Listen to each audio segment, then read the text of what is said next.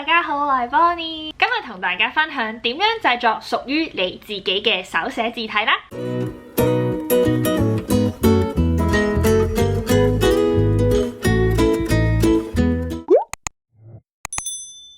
之前咧喺電子手帳製作教學嘅嗰條片裏面咧，好多朋友仔咧都問我呢一個字體咧係乜嘢，係喺邊度下載嘅？呢一個咧係我自己手寫嘅英文字體嚟嘅。今日就同大家分享究竟我係點樣整佢出嚟噶啦。其實咧好簡單，我哋只需要先去呢一個網站，咁我哋咧就要去 download 一個 template 落嚟嘅。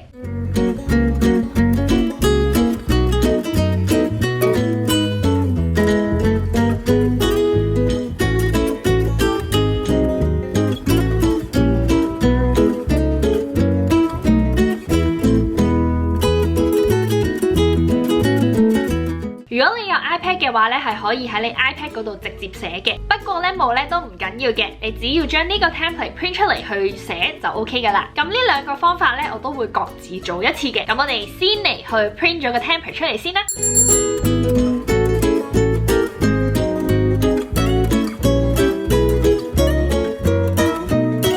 然後咧就用你覺得適合嘅筆咧去寫呢一啲嘅英文字母。記得最好咧個筆咧係黑色嘅，咁陣間咧去 scan 嘅時候咧就比較容易啦。寫完之後啦，我哋要 scan 翻入電腦裏面。如果你個 printer 裏面咧係冇 scan 呢個 function 嘅話，都唔緊要嘅。喺手機嗰度打開 Notes， 選擇 scan 文件嘅功能之後咧，佢就會打開咗你嘅手機，直接係影張相就搞掂噶啦。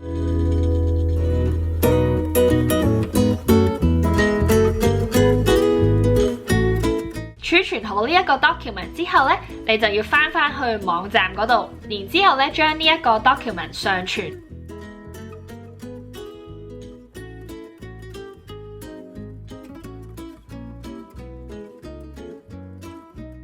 咁就完成噶啦，而家你只要改好名，咁就可以 download 落嚟去用噶啦。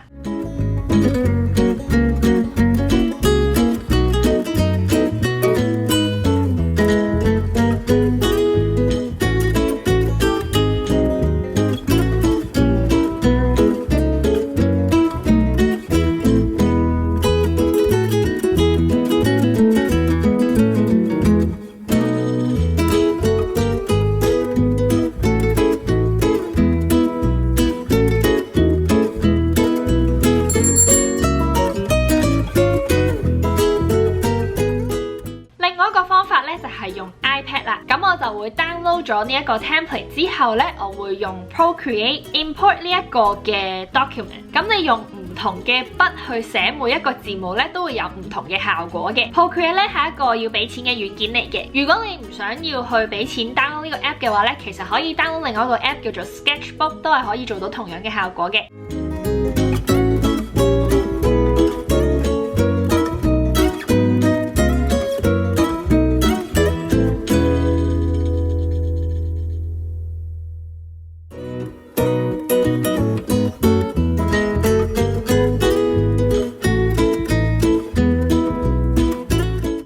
亦都係啦 ，save 低你個 file， 然後翻去呢個網站上邊，我哋 upload 翻個 document 上去。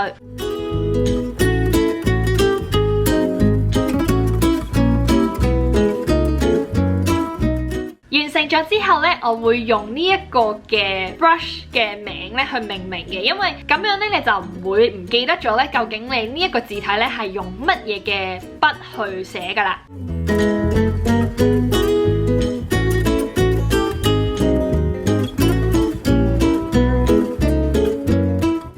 好簡單呢，下載咗落嚟之後咧，你就可以喺你嘅電腦啦，同埋你 iPad 上邊咧，用屬於自己嘅手寫字體啦。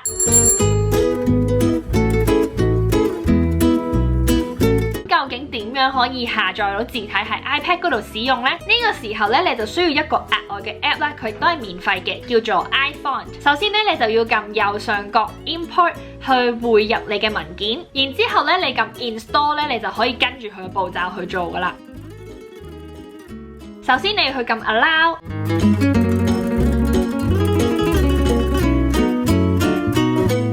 然之後咧你要去到 Setting 嗰度去 Profile， 去下載你呢一個字體嘅。最後確認安裝，咁樣就下載好㗎啦。